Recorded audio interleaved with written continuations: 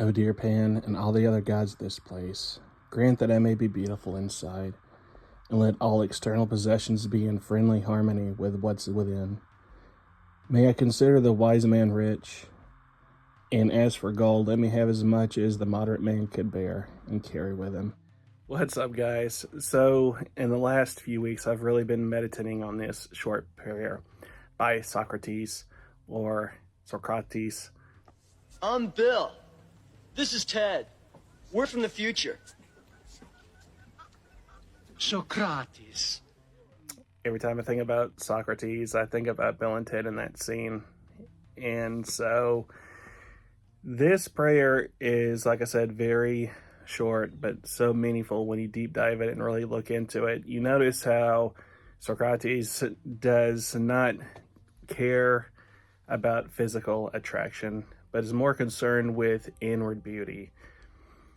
When we are born, we cannot help the way we look without modern intervention, we'll say. And so being born outwardly beautiful is easy, but being born or working on inward beauty is work.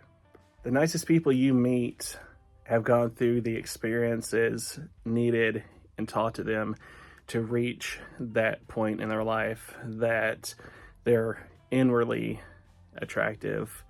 And inward beauty can exceed outward beauty, especially when you have someone that only has outward beauty and you have them talk to you and you have a conversation with them, and then you go 10 minutes later and you talk to someone that may not be physically attractive, but their their inward soul outshines anything that the first person had to say. And that comes from work in someone's life experiences.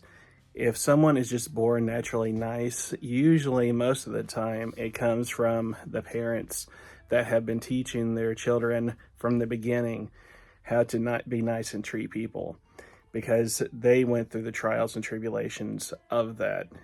And it is something, again, that we have to work on, something that we fail on as being human.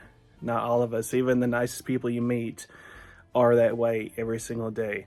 It's something we have to learn, and it's a skill to try to master.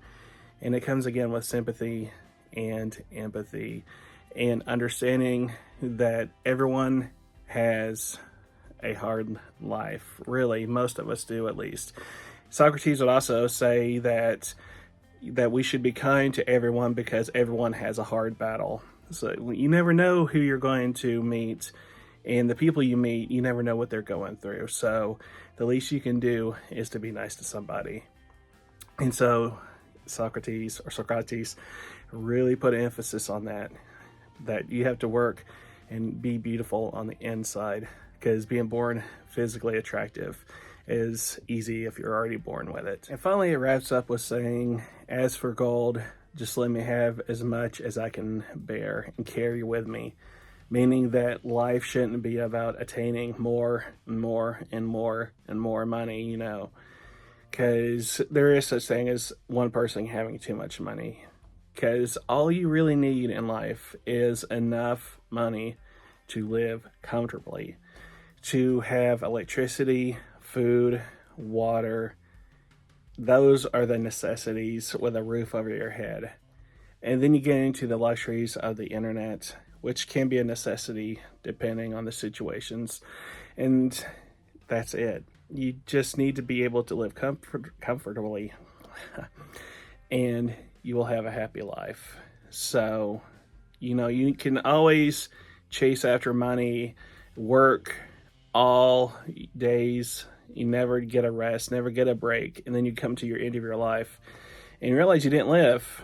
Because if you were chasing the dollar, if you were constantly working when you didn't have to, because you were after more and more and more, you come to the end of the road and then you realize that, well, was it really worth it? So, like I said, I was just really thinking about it today and then last week or two. And, he lived so long ago, and those words and his quotes that we always quote still ring true and always will. Dave Beethoven. Ah, sí, so schön, madame. And, Maxine of Arc. Missy. Herman the Kid. Bob Genghis Khan. Socrates Johnson. Dennis Frood. And, Abraham Lincoln. Well, it's nice to meet you all. There's sodas in the fridge.